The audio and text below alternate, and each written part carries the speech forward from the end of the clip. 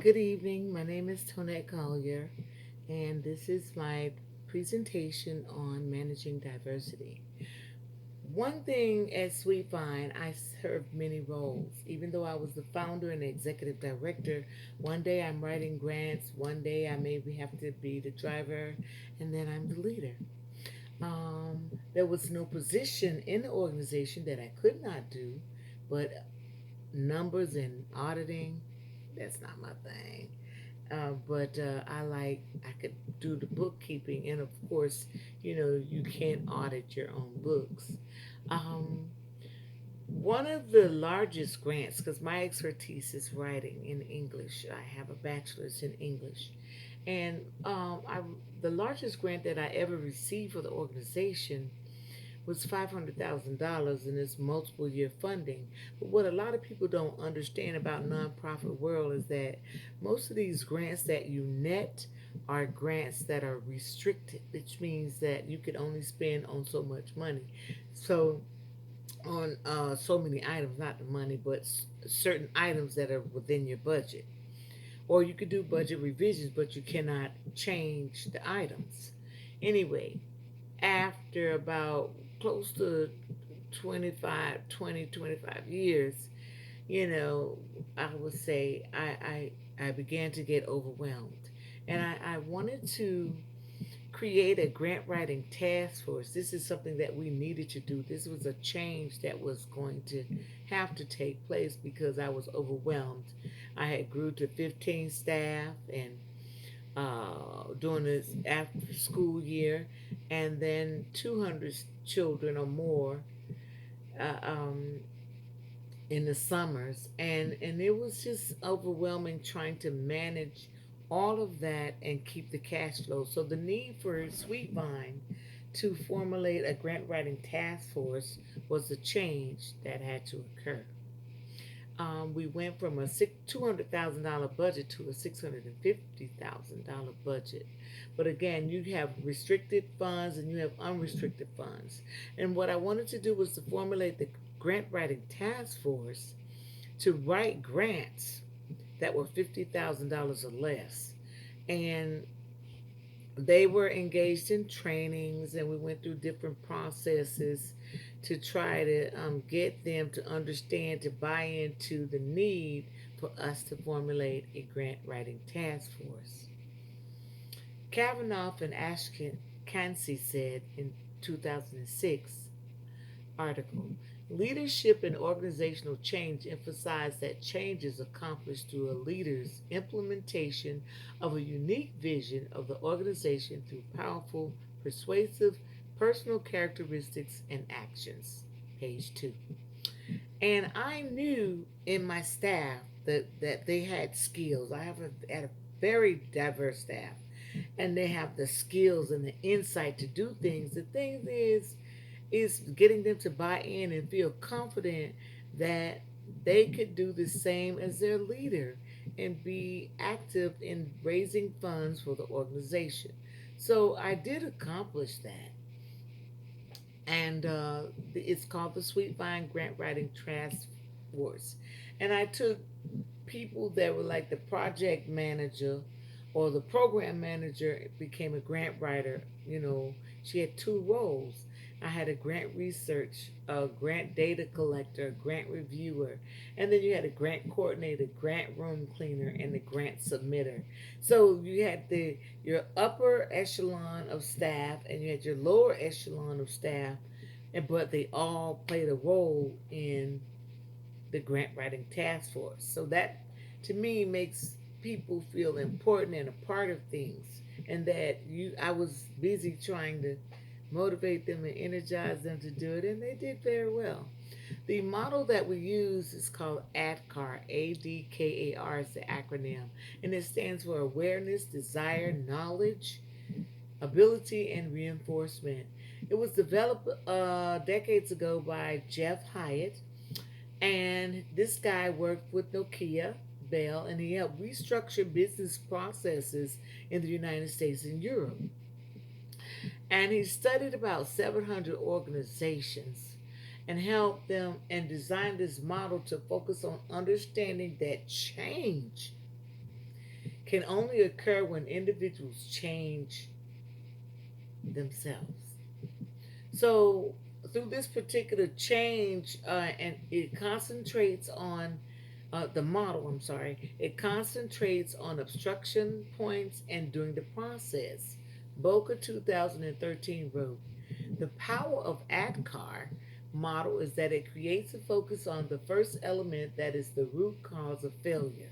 When organizations approach changes using this model, she can immediately identify where the process is breaking down and which elements are being overlooked.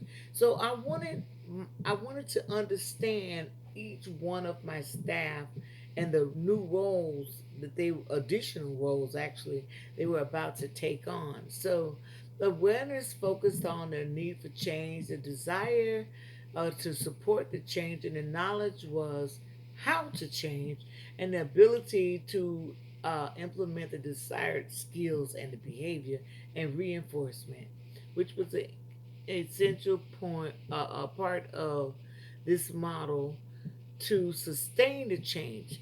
So, being a nonprofit organization, I had to come up with some very creative ways to get them to buy into this. And some of the incentives and rewards was always recognizing them when I do community events or go out to lunch. And I like to cook, I'm a very good cook. And I would do cook nice meals for staff. And then sometimes I would give them a person a day off with pay, and like a Friday or a Monday, even if that meant I had to take over their position for that day. So that was my incentives when it came down to using the ad card change model. All right, so the model focuses on the current, the transition, and the future. So it was designed with awareness and the desire to approach and move organizations out of its current state. And the current state was trying to increase the cash flow of the nonprofit organization. And then, but the change had not occurred. So the outcomes, knowledge, and ability happens during the transition, whereas the reinforcement focuses on the future. So what I did was I gathered my staff and I had a nice meeting, nice meal, and everything, and we formulated the grant writing task force. And it's called the Grant Writing Task Force plus diversity plus teamwork equals us. So how did I implement the ADKAR model? We got their perceptions, a workplace change process, and I analyzed their views based on the dialogue and their experiences. Um, their desire to change. I wanted to, the objective here was to the buy-in skills, the change process, the consciousness, and making the connection.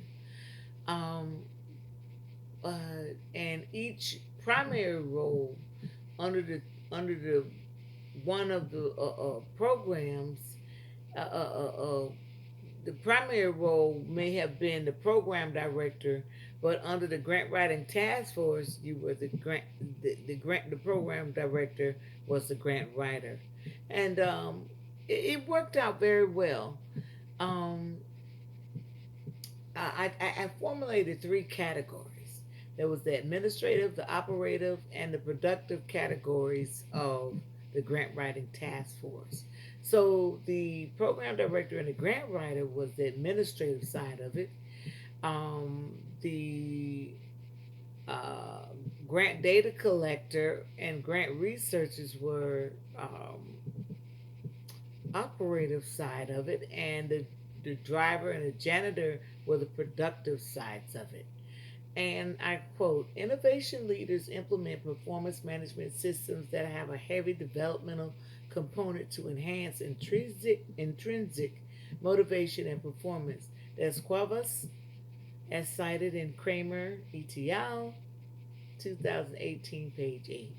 Knowledge. The goal here was to understand how grant writing and organizational financial stability are associated. I wanted staff during the meeting to understand how important it is that we kick out these grants on a regular basis. Not a grant the bigger grants that I do sometimes would take me 2 months to write them and design programs and curriculums and study evidence based models. But I wanted the staff to understand the importance of grant writing and submitting proposals and financial stability. And I came up with, I said I shared the cliche with them: teamwork makes the dream work.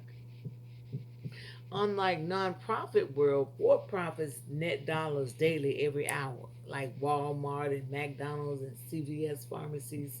These are places that make money, but nonprofit world raise funds, secure donors, and in order to stay in operation. So I wanted to be clear with them about how important this is for them to buy in and to understand that we need to work together to keep the agency afloat and everybody have a job, a place to come and work. So that worked. And ability. I wanted them to know that they could do it. When I interviewed the upper echelon, the grant writer, the data grant collector, researcher, those were people that I really studied in Sweetvine organization, and I knew that they had the potential to do it. So what I did was conducted individual interviews with them and say, hey, this is why I believe you could do this and you could do this very well.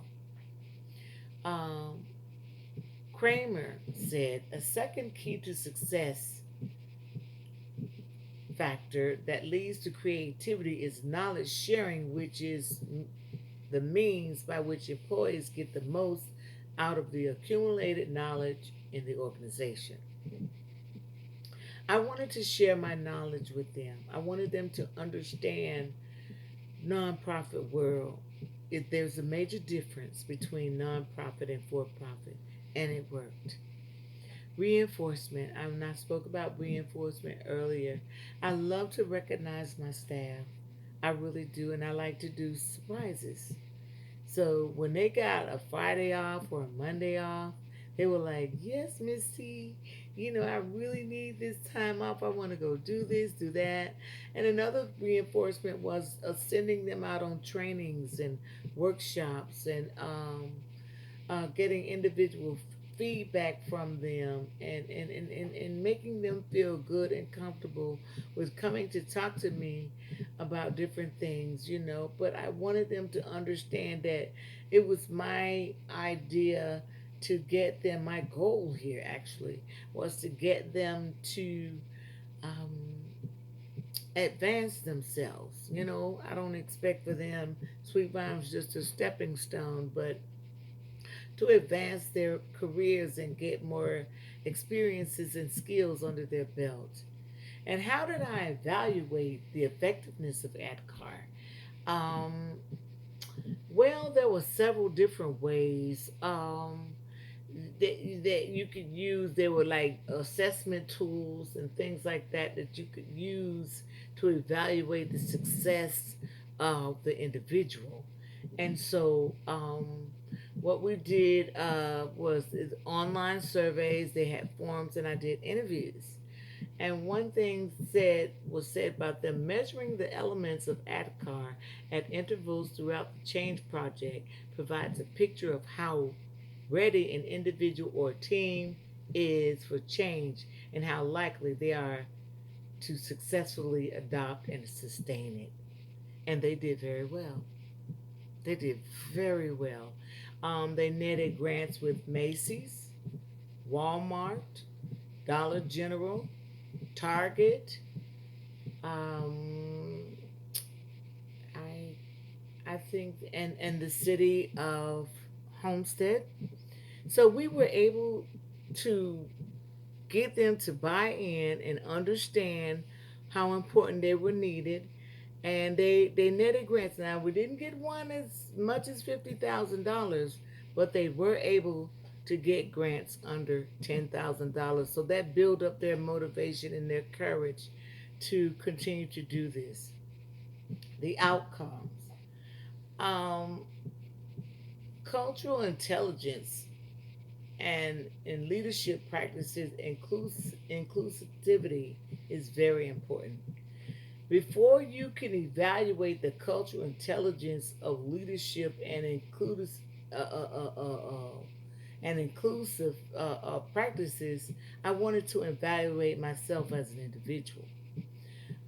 When you work in culturally diverse communities and environments, it sometimes made me forget that I was dealing with perceptions and perspectives different from mine.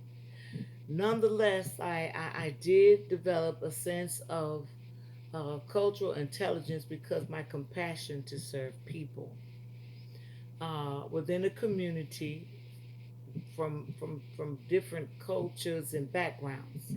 As the years passed, my nonprofit allowed me to become even more sensitive to other people.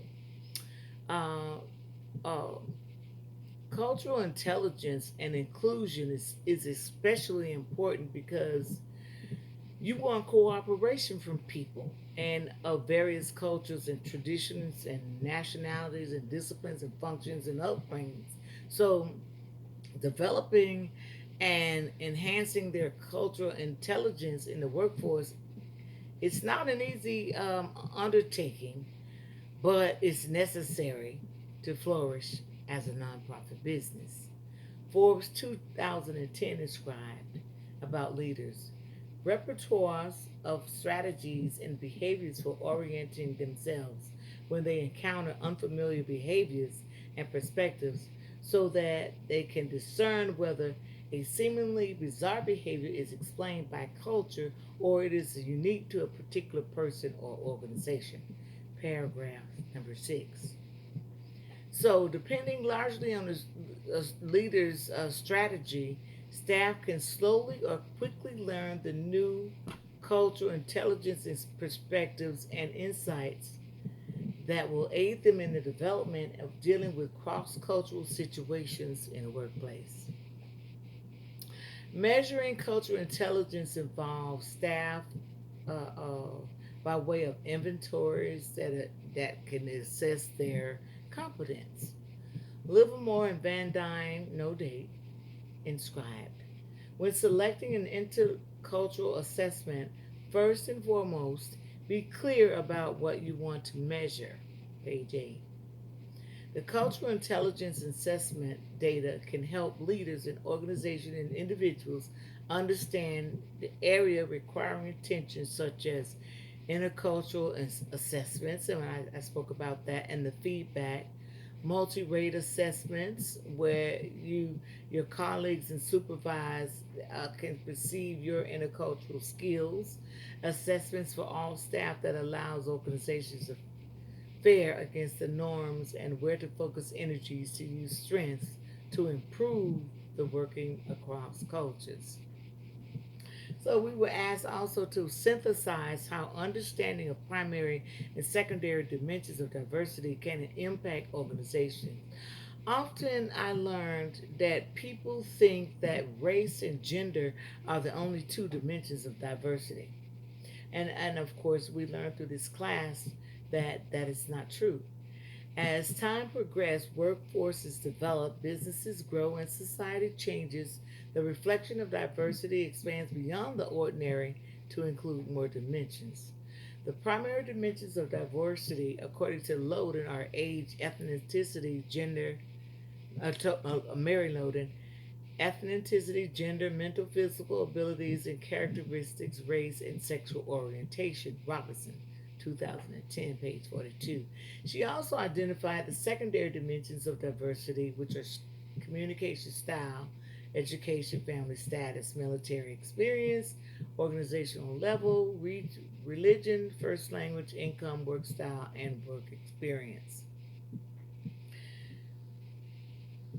Diversity creates a stronger workforce. A diverse workforce and climate enable employers to tap into a diverse talent pool, knowledge base, and make full use of contributions from all employees.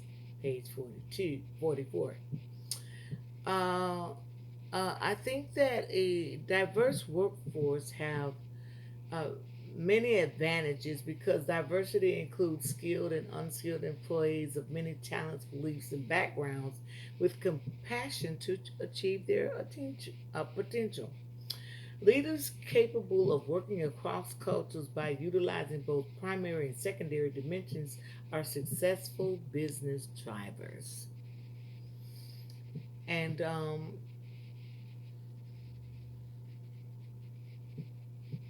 organizational benefits from managing cultural diversity to achieve competitive advantage include cost reduction, effective use of recruitment, resources, and cultural insight among all employee groups, increased problem solving capability, and promotion of system flexibility. Gilbert, Steed, and Ivanovich, 1999, as cited in Philpott and Pasquini, 2012, page 245. And I always think that positive diversity is a resemblance of employees from various backgrounds, ethnic groups, religions, cultures, and sexual orientation. Positive diversity boosts creativity. I know that from my experiences at Sweet Pine, working with a diverse group of people in a diverse community, that positive diversity, when you have everybody involved, increases your creativity. Because I don't know it all as a leader. So you got to depend on other people around you, your supporters, and you got to listen. So I always kept an open door policy. You come in, you tell me what's on your mind. Talk to me. Tell me. Even if I'm not going to like it, I need to know how you're feeling. Culturally diverse teams are also more innovative and also are more likely to come up with creative strategies and solutions. Para, that's Emma 2019, para 4. All right. Analyze research um, on diversity in workplace setting from a culturally responsible leadership. I believe that cultivating and sustaining a culturally diverse workplace requires a leader who understands that inclusion creates an environment for a workforce to become capable of achieving its potential as individuals and teams. Research yield that inclusivity means to empower individual teams and organizations to reach high levels of engagement and innovation and success. Moria, Cummings, Grumbach, Williams, and Hook 2020 wrote, culturally responsive leadership involves philosophies, practices, and policies that are flexible, responsive to change. Page 408. Culturally responsible or responsibility or diversity in the workplace since the civil rights movement improved slightly when we're talking about outside of Sweetvine, but the disparity still exists in the United States. Um, and it's sad, but it's true. And uh, I'm hoping that with the Black Lives Matter movement that there are some changes with the new administration, Biden and Harris, that will make workforce diversity and culturally responsive leaders to really dig deep and try to change some of the injustices and the disparities in the workforce and what's going on around us. Um,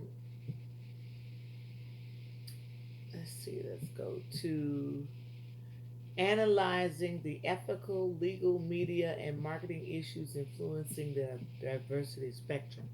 Ethical beliefs may differ among the different diverse groups of employees with regard to what is ethnically appropriate or inappropriate when it involves a settling situation or change processes in the workplace. Whether it's punching a clock or wearing uniforms, performance based raises, disagreements, or organizational downsizing. Either way, ethical judgment affects the personal moral values. Hunts and Hansen wrote, the ethnical diversity in organization comes from differences in employees' personal moral codes, which in turn are formed for differences in employees' deontological norms and teleological beliefs. So, and now we go into the legal aspects of it. Implementing programs and policies that attract a diverse workforce involve inclusion. Diversity and inclusion policies can be a major risk and has changed the HR standards in the past few years. And I can remember when, because I was HR at Sweetvine, and we had to uh, include in our application processes, applications, information about um, inclusion. And so my friends, partners, they helped me out with that, and I understood, and I created my own policies and documents based on the laws that pack businesses, whether they were for profit or non-profit.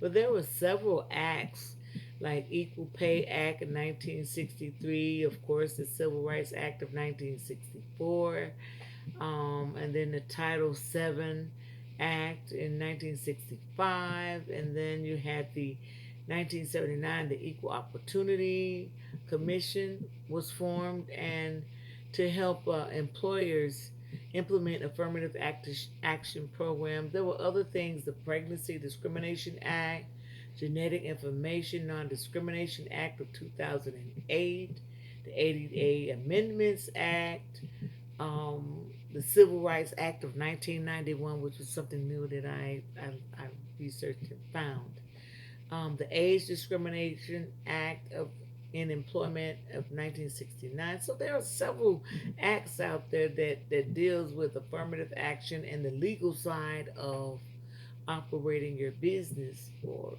and making sure that you're on task. But Jones 2020 wrote, it is important to always stay up to date on legislation passed that enforces diversity in the workplace.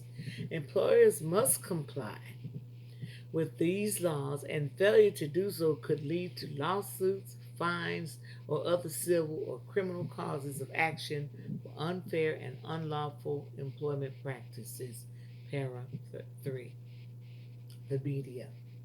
I think honestly, since the Black Lives Matter movement, I'm seeing really diversified ads, advertising on TV. I'm noticing a shift in the media. Once, and me being a former journalist of about 20 years, I have witnessed some really bizarre happenings in the news, print media. I can recall when I was a journalist at a large newspaper in Mississippi, and they assigned me an area in the community of the city that was a lot of non-readers, slave grandchildren and great grandchildren of slaves, and I had to try to really get this group of people reading the paper that I was responsible for getting out every week. I also have great photography skills. So I will produce these beautiful pictures, and people will really started reading the newspaper. And I made things very simple, one line cut lines, and they saw their grandkids and families in the newspaper. So they began to buy the newspapers a lot, and uh, uh, the photos as well. So that helped me out, but the diversity in the media can be a voice for the voiceless. It can be reflect. It can also be a failure. And I'm very, very particular about what news stations I support on TV. I'm very particular about what articles I read and how fair they are with their coverage and presentation. And I encourage everybody else to do the same thing. Marketing. Marketing, I see now after the Black Lives Matter movement that the diverse marketing has businesses readjusting their strategies to brand to be competitive and to sell their products or their brands, and they also show inclusion and because they predicted that by 2045 that there will not be uh, a white majority. So now, companies are really catering to the black and indigenous and Hispanic, disabled, the LGBTQ populations to sell their products. And so when you talk about being able to um, sell your brand, you got to think outside the box for sure, and you got to be as creative as possible. That's going to end my presentation. Thank you so much for listening, and I hope that you learned a lot. Thank you, Dr. D, and my classmates. God bless you all, and have a great day.